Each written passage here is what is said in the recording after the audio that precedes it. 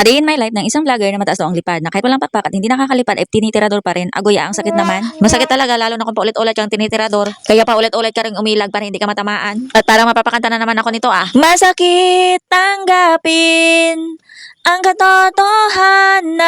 Aragoy, ang libag talaga. Sige na nga, ikaw na lang magpatuloy ng kantang yan kung alam mo yan.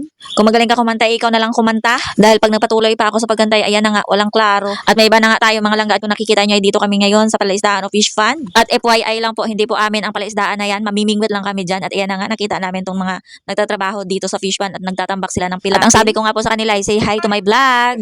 Good afternoon guys! Ito naman kami ngayon sa Fish Pond. Yung gawa namin, hanap buhay namin to. Ito kami nagbabalak ng buto. Shout out nga pala sa inyo.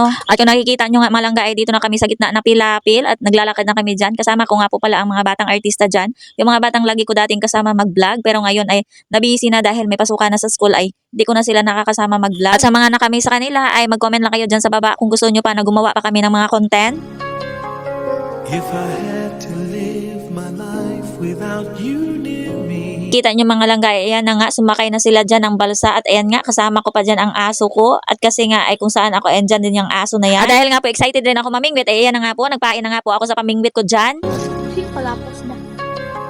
If I had to live my life without you near me. May lapya para di The ka days would all be empty. Gulo. Nights would seem so Ayan. long. Ito ang pagdamayat ko. Suday. Mulag ka pa. At dahil nga nauna nang tumalon sa balsa kanina ang dalawa, ayan na nga, nagalaw ang tubig at wala nang sumibad ng pain ko at ayan, bokya. Unang sausaw ng pamingwit ay ayan, wala agad na huli at ayan na nga, naglipat na nga kami dyan ng pwesto. Ang video nga po pala na ito mga langga, ay kuha ako pa to ng isang araw. Hindi ko lang po ito ma-voice over kasi kapag gabi ay laging nauulan. Oy, walang nagtatanong. Bakit ba kasi walang nagtatanong ha? Bakit? Bakit nga ba? Ay tama na nga yung pagtatanong mo Janice at wala namang sumasagot sa'yo. Oh my At ito nga pong si Jacob ay naupo na lang dyan sa pilapil at patingin-tingin na lang sa amin. Paano hindi yan mapapagod? Isunod ng sunod sa amin. Pagkatapos ay wala naman kaming nahuli kahit isa. At dahil nga po, tinignan namin doon sa may dulo ay wala naman halos gumagalaw doon ay bumalik na lang kami.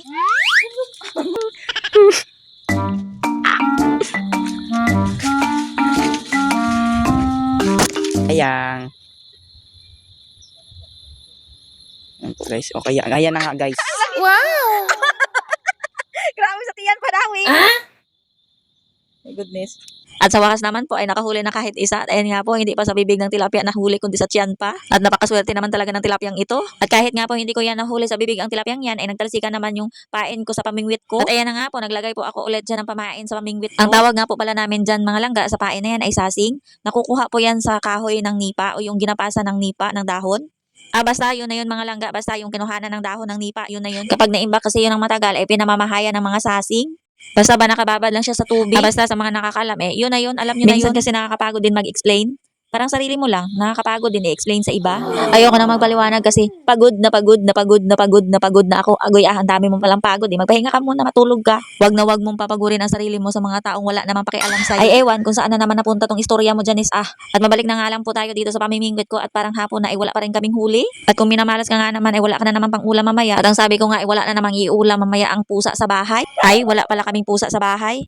Oh, wait. Ang luhaan na to At ang sabi ko pa nga po ay parang uwi na naman kami na luhaan nito. Pero tinawag ako ng anak ko at sinabi niya sa akin na meron daw doon sa may dulo. At ayan nga po, pinakita niya na may nahuli siyang isa. Wow! At dahil nga po hindi siya marunong kumuha ng tilapia sa pamingwit, ay pinakuha niya dyan kay Akiro. Si Akiro na taga-video namin at taga-tanggal pa ng tilapia sa pamingwit. Aroy, ang dami mong trabaho, Akiro. Ay kahit ano nga pong sausaw ko ng pamingwit ko dyan sa tangki, ay wala pa rin nahuli. At ang malas naman talaga.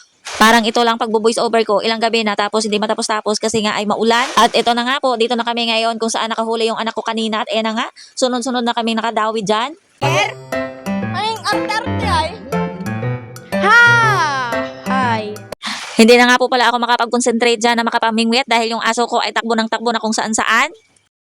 At mamaya hindi ko na yan mahanap kung saan-saan na magsusuot. Malingat ka nga lang po pala dyan sa aso ko na yan ay wala na. At dahil nga po mga langay, malapit na dyan magdilim, ay yan na nga, nagmadali na rin kami. At niyaya ko na nga po pala sila dyan na umuwi, pero yung anak ko ay parang ayaw pa talagang umuwi. At ayan nga po lahat ang aming nahuli at hanggang dito na nga lang po pala ang aking video dahil medyo mahaba na. Marami pong salamat sa mga nanood. Bye-bye!